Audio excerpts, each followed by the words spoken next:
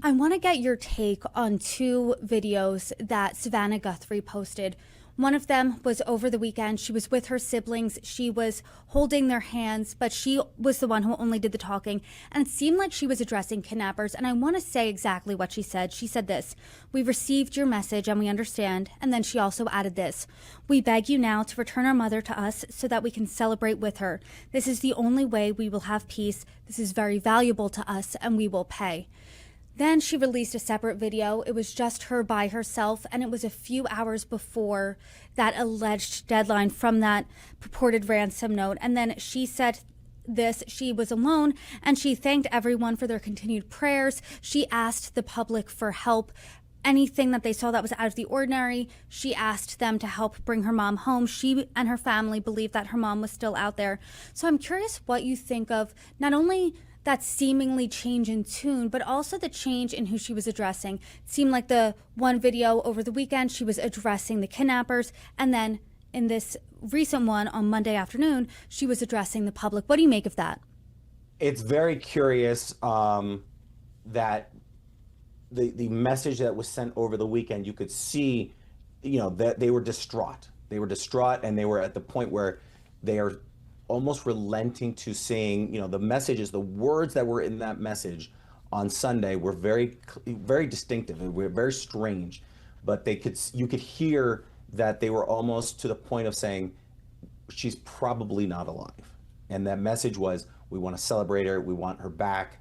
Those are the things. You don't typically say that to saying, listen, we want to get, let's communicate, we want to get her. So there were very distinctive words. All of these messages, I believe, with the exception of probably the last one, are coordinated with the crisis negotiation teams of the FBI. Those people sit there and say, listen, I understand you want to send a message. This is our recommendation. Say these words. So without a doubt, the first one is definitely the one where they were saying mommy and very distinct. They were trying to get to her heart of the kidnappers. This last message almost seems to the point where she's a much more relaxed and calm and come to an acceptance of this situation, that it's probably gone past the point of no return. Unfortunately, the FBI is not going to stop until they have the situation done and they definitively can say Ms. Guthrie is no longer with us. But until that point, they will treat it as she's still alive, she still can be rescued, and she will be brought home. Until then, but you could see the change in that last video. This is such a heartbreaking case. And I mean, watching those videos, the only word I can describe it is heartbreaking. But I mean, it's such a bizarre case as well. I mean, it's not common. It's exceedingly rare to see an 84-year-old kidnapped from their home. You see these photos, you see the details of this case, how it doesn't seem like there's that much evidence that we know of as of now. I mean, obviously these surveillance photos are huge, but why in your opinion, as a law enforcement agent of 20 years, over 20 years, why did this happen? What is the motive here? That's what we have to figure out. That's what we have to determine. What motivated this? What created the situation? I think that the individual, like I said, this was their inner circle, not the inner circle, but secondary circle. They saw a crime of opportunity, someone who's a painter or someone who works in a yard or a neighbor's yard, and they find out that Ms. Guthrie is Savannah Guthrie's mom, and they saw this as a crime of opportunity. These are not skilled individuals. These are not seasoned kidnappers. You don't kidnap an 84-year-old woman because of all the dangers that she could pass away during the kidnapping, and then you lose all leverage. So the fact that they're using crypto and IP address masking and things like that, okay, that shows, but that's simple things that you can learn within 5 minutes. My children know how to do that. So that doesn't show to me, skills. But at the same time, why? We'll find out, because they will be found. These individuals, the group that did this, will be found.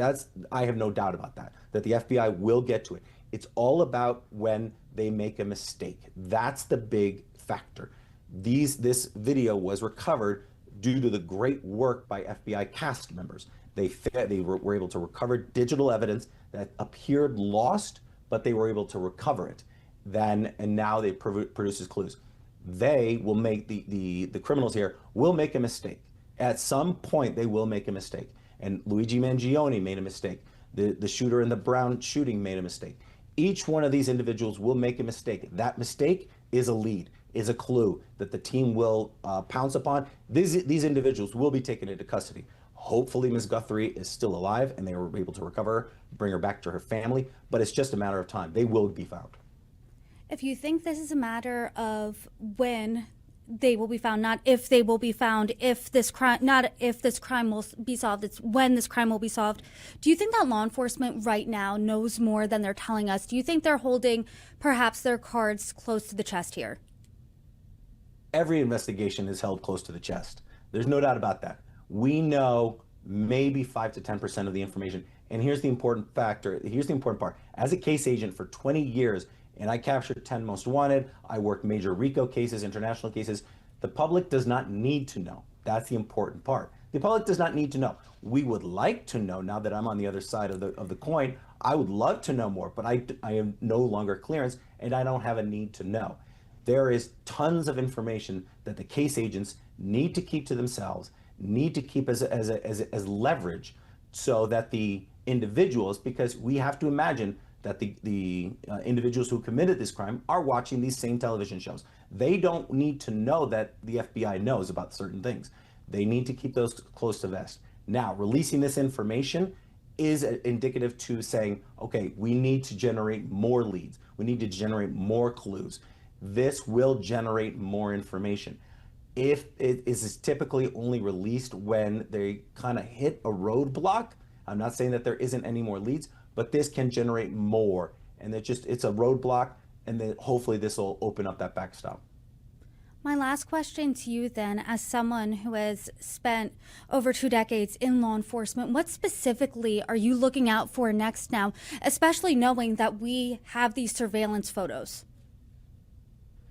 Well, I'm going to look at obviously this case team has had this information for a number of hours, if not a day at this point. So they probably discovered this information, these photographs, this video, probably yesterday. So they already have a head start on breaking down each piece of gear that he has. The shoes, the pants, the jacket, the backpack, the mask. Every single thing is being, to the minuscule detail being looked at. All right, what is a make and model of this jacket? What is the make and model of the backpack? I think the backpack really is striking.